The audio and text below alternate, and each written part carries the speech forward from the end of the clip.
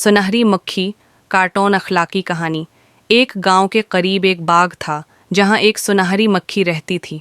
उसके पर सोने जैसे चमकते थे, इसलिए सब कीड़े मकोड़े उसे देखकर हैरान रह जाते।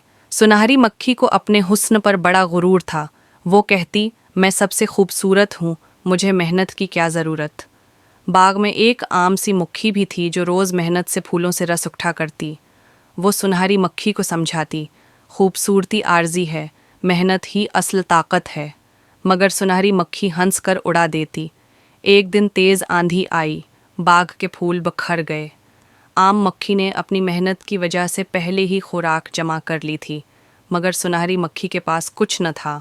इसका गुरूर टूट गया। शर्मिंदा होकर इसने आम मक्खी से मदद मांगी। आम मक्खी ने मुस्कुराकर कहा, आओ हम मिलकर मेहनत करें। तब से सुनहरी मक्खी ने भी काम सीख लिया।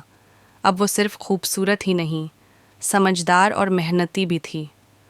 अखलाक सिर्फ खूबसूरती नहीं, मेहनत और आजिज़ी ही कामयाबी दिलाती है।